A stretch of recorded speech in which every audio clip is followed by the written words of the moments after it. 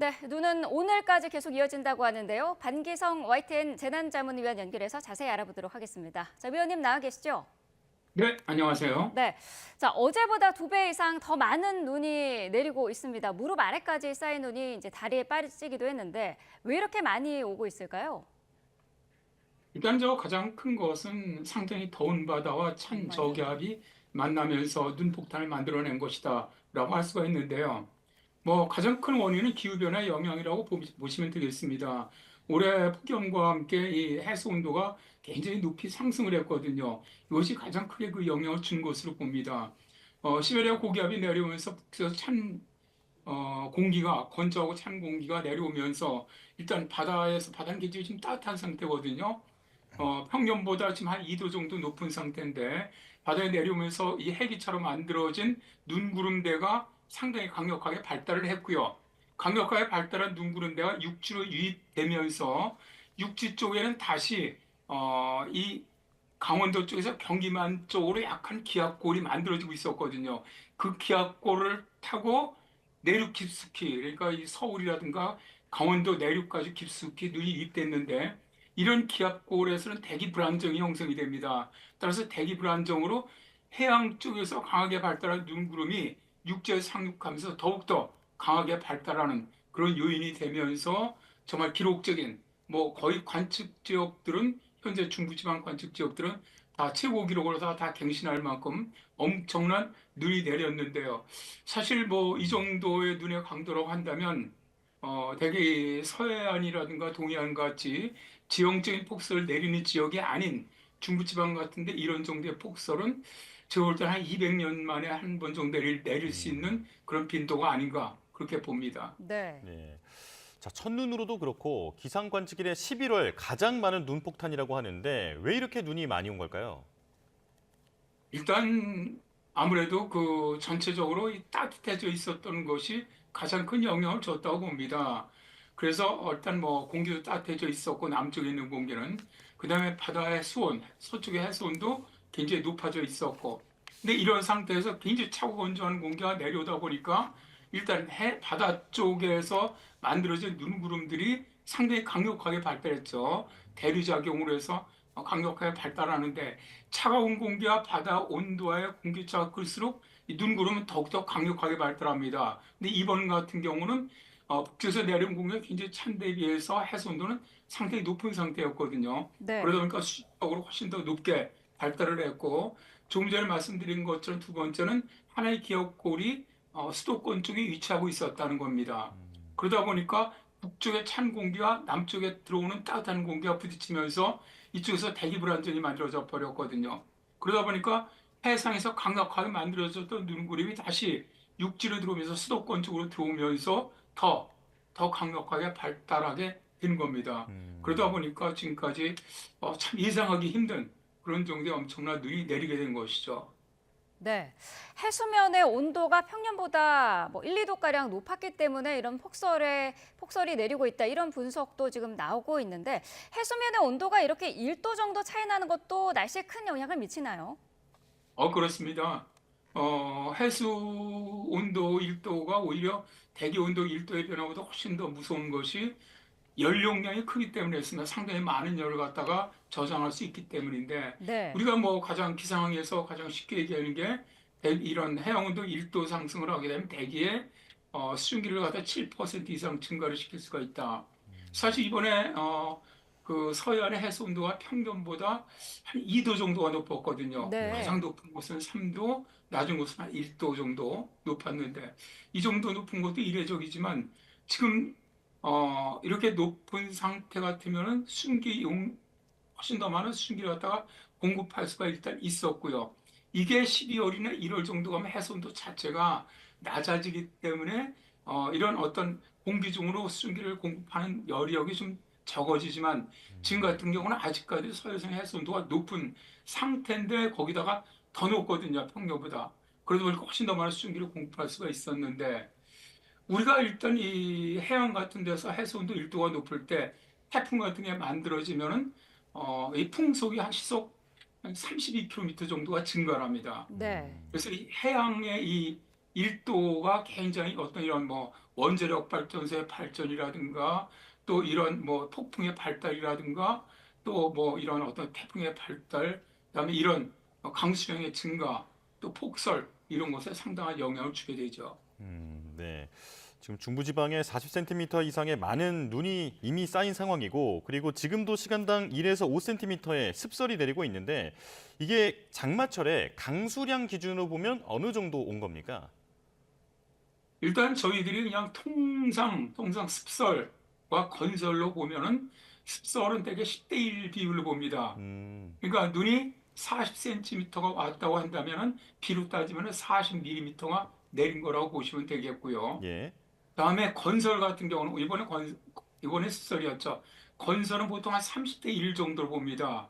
그러니까 눈이 30cm 정도 내리면은 비로 따지면 한 10mm 정도 내렸다고 보는데 이게 사실 습설과 건설의 차이가 매우 크죠. 일단 이 습설 같은 경우는 지금도 각종 뭐 이 구조물이 무너진다든가 이런 사고가 많이 나는 여러 가지 이유 중에 하나가 이 습설 자체가 이제 습기를 많이 함유하고 있기 때문에 밀도가 높아서 무겁고요. 또 잘 이렇게 떨어지지가 않습니다. 네. 그러니까 예. 나무 같은 데도 이렇게 일단 붙으면은 거의 떨어지지 않다 보니까 나무들이 꺾이거나 뭐 전신줄 같은 것도 늘어지거나 이런 사고들이 발생을 하게 되는 것이고요. 특히 이제 지금 제설 같은 것도 많이 하고 있는데 제설 같은 경우에도 실제로 이 습설 같은 경우는 굉장히 제설하기 어렵습니다. 왜냐하면 녹아서도 일단 그 물의 부피가 아니라 이 전체적 밀도가 좀 높기 때문에 이 처리하기도 어렵고 또 이게 녹아서 얼어붙으면 깨야 되거든요. 근데 건설 같은 경우는 굉장히 치우기가 쉽습니다. 그 양도 아까도 말씀드린 밀도가 낮기 때문에 그냥 밀고 가도 그대로 사라지고 그렇기 때문에 여러 가지 그 습설과 건설의 차이가 매우 크죠. 네. 그런데 사실 우리나라에 내리는 눈 대부분이 습설 아닙니까? 어떻습니까? 어, 지금 현재 영하 10도 이내로 대개 내릴 때를 습설이라고 하는데 네. 영하 10도 이하로 떨어지면은 그때부터 건설입니다. 우리나라도 이렇게 한파가 내려올 때는 건설이 내리는 경우가 많습니다. 네. 그러니까 서해상으로 들어오는 이런 눈들도 지상 기온이 영하 10도 이하에서 20도 이렇게까지 내려갈 때는 건설이 내리는 경우가 있어요. 그 올해 초에도 건설이 내린 경우가 있었습니다. 그러니까 뭐 우리나라에 내리는 눈은 전부 다 습설이다 그렇지는 않습니다. 요번 같은 경우는 특히 이제 영도, 대개 영도에서 영하 10도 사이에 내리는 눈을 습설이라고 하는데 이번 같은 경우 영도, 그러니까 영하 10도 가까이 가면 아무래도 습설이라고 하더라도 건설에 좀 가까워지는 거 아닙니까? 네. 습도가 낮아지니까 대기 중에. 그런데 영도는 눈이 만들어지기 시작하는 온도에 가장 많은 수증기를 갖다 함유할 수 있기 때문에 이번 눈이 제일 똑같은 습설에서도 제일 수증기가 많은 또 습도가 높은 제일 질척거리는 그런 눈이라고 보시면 되겠습니다. 네. 자, 무게가 무거운 습설이기 때문에 더 걱정인 그런 상황인데 지금도 내륙 대부분 지역에 대설 경보나 주의보가 내려져 있거든요. 앞으로 눈이 얼마나 더 내릴까요? 일단 오늘까지는 수도권과 충청, 강원 지역, 그다음에 제주 지역까지는 5에서 10cm, 많이 내린 거 15cm 더 내릴 것으로 일단 보고 있고요. 네. 전북 동부 지역은 3에서 8cm, 경북 북부 지역은 한 2에서 7cm 정도 예상을 하고 있습니다. 그리고 그 남쪽으로, 그러니까 주로 이제 산악 쪽이 아닌 평지 쪽은 낮에 기온이 높기 때문에 대개 비로 내릴 것으로 예상을 합니다. 예. 네. 자, 지금 습설에 대해서 자세하게 설명을 해주셨는데 말 그대로 습기가 있는 눈 아니겠습니까? 그래서 건설보다 훨씬 더 무거울 텐데 이게 무게가 구체적으로 얼마나 됩니까? 통상 그냥 일반적인 습설입니다. 습설 같은 경우 가로 10m, 세로 10m, 그다음에 높이 1cm일 경우에 대개 한 600kg의 무게가 있다고 이제 얘기를 하는데 예. 예를 들어서 지금 20cm가 쌓였다. 그러면은 저 10m, 10m 넓이에 20cm가 쌓였다고 한다면은 거의 한 1.2톤 정도의 무게가 있는 겁니다. 그러니까 굉장히 무거운 것이 위에서 누르기 때문에 이런 저 어떤 뭐 비닐하우스라든가 약한 이런 시설물 같은 건 붕괴가 되고 마는 것이죠. 예. 자, 무게가 무거울 뿐만 아니라 잘 뭉치는 특성 때문에 더 위험할 것 같은데 그래서 건물 위에 쌓여서 붕괴 사고가 일어나는 건 아니겠습니까? 네, 그렇습니다. 이게 쉽게 제거가 되질 않습니다. 건설 같은 경우 그냥 빗자루로 쓸으면 다 쓸려 나가는데 습설 같은 경우는 그대로 다 남아 있거든요. 그래서 지붕이라든가 비닐하우스에서도 이 눈을 제거하기가 굉장히 어렵습니다. 그래서 이러한 것들이 실제로 우리가 습설과 건설의 가장 대표적인 특성이 뭐냐? 습설 같은 게 되면 우리가 눈사람을 만들 수 있는 눈을 습설이라고 하고요. 잘 뭉쳐지지 않습니까? 네. 네. 근데 건설 같은 경우는 이 쌀가루 같은 굉장히 가늘고 좀 부피도 좀 아니 그러니까 이런 어떤 밀도도 약한 그러니까 그런 것들은 우리가 이제 눈싸움 할 때 눈을 뭉쳐지지도 않죠. 그런 눈들은. 그래서 굉장히 무게도 무겁고 잘 뭉쳐지고 또 뭉쳐졌다가 하부에서 녹거든요. 녹으면 그대로 얼어붙는 특징이 있습니다. 그러다 보니까 더 제거가 되지 않고 또 여기다가 또 이 습설 같은 경우는 녹아서 일단 도로 같은 데 제설 작업을 하면 녹지 않습니까? 네. 녹는데 물의 상태로 있다가 밤에 기온 조금만 내려가면 바로 결빙이 되거나 이제 우리가 말하는 블랙 아이스로 변해버립니다. 그래서 굉장히 교통이라든가 이런 쪽도 나쁜 영향을 많이 주죠. 네. 지금 뭐 어제부터 전국에서 계속 눈이 내렸다가 그쳤다가를 반복하고 있기 때문에 말씀해 주신 것처럼 제설제를 뿌려서 눈을 좀 녹였다가도 이게 또 다시 어는 그런 악순환이 반복이 되고 있거든요. 교통안전에 굉장히 신경 써야 될 것 같은데 어떻습니까? 그렇습니다. 이럴 때는 나 스스로부터 교통안전에 좀 유의하는 것이 가장 좋다고 생각을 합니다. 가장 중요한 것은 서행이죠. 천천히 다니는 것이 가장 중요하고요. 예. 이제 두 번째는 일단 우리가 이 눈이나 빙판길에서 운전할 때는 수동일 경우에는 2단으로 출발을 하고 자동 같은 경우는 오토홀드 있지 않습니까? 이걸 네. 우리한테 맞추는 것이 중요하고요. 다음에 길을 다닐 때도 앞차가 간 길을 따라가는 것이 가장 안전합니다. 네. 다음에 이렇게 내리막길 같은 때는 핸드브레이크를 사용하지 말고 반드시 엔진 브레이크를 사용하셔야 하고요. 오르막길 같은 거 올라갈 때는 항상 그냥 쉬지 않고 올라가야지 만일 중간에 쉬면은 밀리거나 이런 사고가 날 가능성이 아주 높습니다. 예. 그리고 특별히 좀 당부드리고 싶은 거는 운전자분들이 좀 스노우 타이어라든가 이런 겨울 용고 이런 그런 공구 같은 것도 좀 준비를 하시는 것이 안전운전에 상당히 도움이 될 거라고 생각을 합니다. 네, 눈 피해 대비가 철저히 필요하다라고 말씀을 해주셨는데요.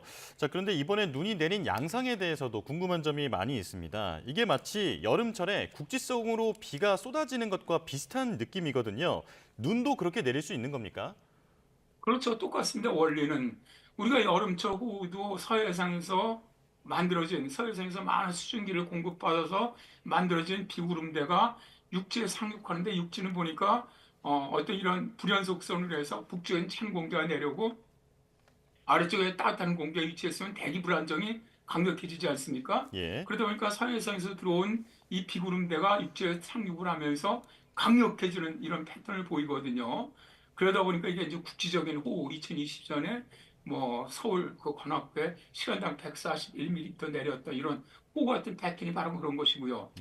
뭐 이건 같은 경우도 사실 그렇거든요. 해상에서 이제 해기차로 굉장히 차가운 공기가 따뜻한 바다 위에서 만들어진 눈구름이 그대로 들어와도 이것도 엄청난 강설량을 기록을 할 건데 이제 육지 쪽에 아까 말씀드렸지만 이번 같은 경우는 어젯밤 그저께 밤과 어젯밤 이틀 동안 연속해서 실제로 강원도 쪽에서 경기만 쪽으로 약간 지상 쪽으로 기압골이 만들어져 있었단 말입니다. 예. 기압골이 만들어져 있다는 얘기는 북쪽엔 찬 공기가 내려오고 아래쪽엔 따뜻한 공기가 있다는 뜻이에요.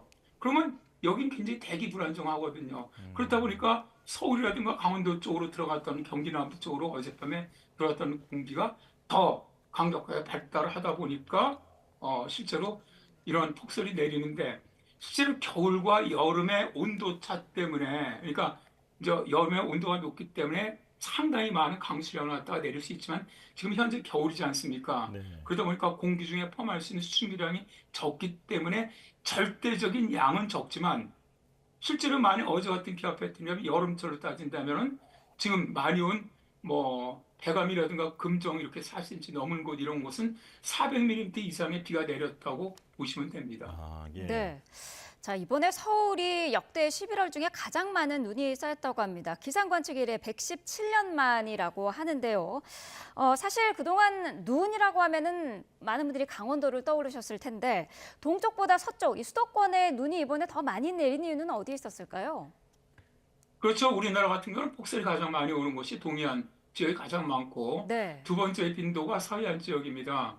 이제 서해안, 전라, 제주 지역인데 이런 지역들이 왜 그렇게 많이 내리냐면 지형적인 영향 때문에 그렇습니다. 그러니까 겨울철에 고기압이 서쪽으로 확장을 하면은 대개 충남 서해안, 전라, 제주도 쪽으로 폭설이 내리고요. 이 고기압축이 동쪽으로 이동을 하게 되면 동풍이 들어오면서 동해안 지역에 폭설이 내리는데 동해안 지역 폭설의 양이 훨씬 더 많죠. 실제 그러니까 이런 지역들의 그 폭설은 뭐 매년 몇 차례씩 발생을 합니다. 네. 그런데 이런 서울이라든가 강원 내륙 이런 지역에 이렇게 폭설이 내리는 경우는 굉장히 드문 것이 이 지역에 폭설이 내리기 위해서는 기압골이 들어오는 경우입니다. 기압골이 들어와서 내려야 되는데 지금까지 기압골이 북쪽에서 한동반도에서 내려오면서 통과해갖고 이 정도 내린 적이 없을 만큼 북쪽에서 내려오는 기압골이 중부지방에 그렇게 많은 눈이 내리질 않아요. 네. 그러다 보니까 이번 같은 경우 굉장히 이례적이라고 말씀드리는 것이 중부지방에서 특히 어제 아침 같은 경우는 주로 수도권과 강원, 그다음에 어젯밤 또 오늘은 이제 경기 남부와 충청 쪽으로 집중이 됐지 않습니까? 네. 가장 많이 내리는 것들이 이렇게 된 가장 큰 원인이 뭐냐면은 바로 말씀드렸던 해상에서 뜨거운 해수면에서 만들어진 강력한 눈구름이 육지에 상륙하면서 육지에서 만들어진 육지에 형성돼 있던 기압골과 만났기 때문에 그런 겁니다. 네. 그 기압골이 형성돼 있었기 때문에 그것과 만나면서 정말 뭐 거의 저도 예보관생을 꽤 오래 했는데 처음 볼 정도로 당연히 처음이겠죠. 뭐 기록이니까. 그래서 네. 참 드문 사례라고 생각을 합니다.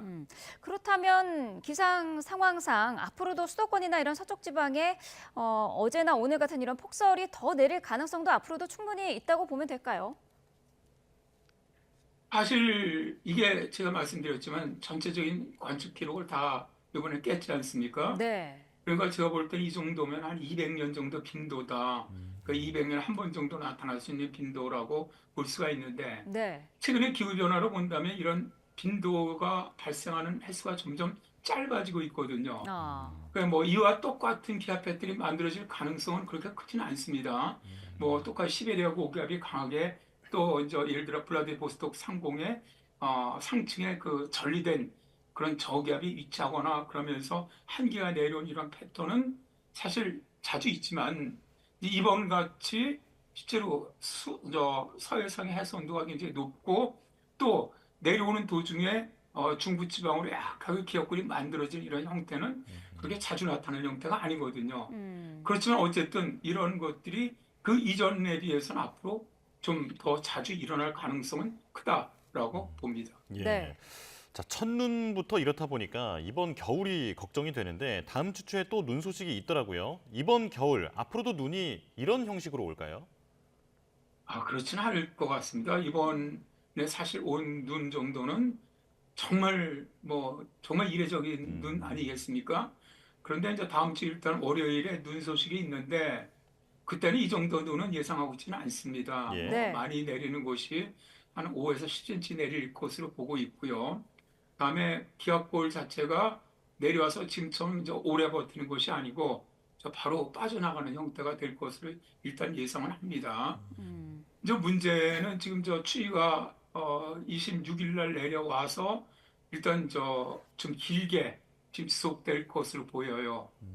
보여서 이제 당분간 다음 주 월요일 날 기압골이 들어오니까 기온이 약간 올라가긴 하겠지만 일시적인 것이고 당분간 계속 평년보다 기온이 낮은 그러니까 최저 기온은 영하권을 계속 보이는 날씨는 다음 주 주말 정도까지 계속되지 않겠나 일단 현재로서는 그렇게 예상이 됩니다. 네. 그래서 이렇게 추우니까 어떤 동파 사고라든가 이런 사고가 없도록 좀 유의를 했으면 좋겠습니다. 네. 자, 이번 눈이 어쨌든 오늘 더 이어지고 일부 지역은 내일까지도 좀 내린다고 하는데 자, 눈이 이렇게 쌓여 있으면은 제설 작업에도 날씨가 중요할 것 같거든요. 그 이후에 뭐 금요일이라든지 토요일, 일요일, 주말에는 눈비 소식 없이 날씨가 좀 괜찮을까요? 일단 뭐 내일은 충청, 전라, 뭐 경북 정도, 제주 이 정도만 눈이 예상되는데 눈의 양은 내일은 많지는 않습니다. 네. 오늘까지가 이제 좀 피크고요. 그다음에 모레는 새벽 정도까지 이제 전라 서해안이나 제주. 내일도 수도권은 오후에서 밤사이 약하게 눈이 날릴 수는 있습니다. 그 정도는 예상을 합니다. 그러나 이제 주말서부터는 낮서부터는 이제 일요일까지는 일단 눈 소식은 없습니다. 전국적으로. 눈 소식은 없더라도 현재 내려 있는 이런 눈들이 얼어붙기 때문에 그러니까 이게 그대로 눈으로 있으면 녹는데 낮에 예. 이게 이제 바로 아까도 말씀드렸지만 이 습설 같은 경우 습도가 많은 경우 같은 경우는 땅에서 열을 뺏길 수도 있거든요. 네. 복사냉각으로.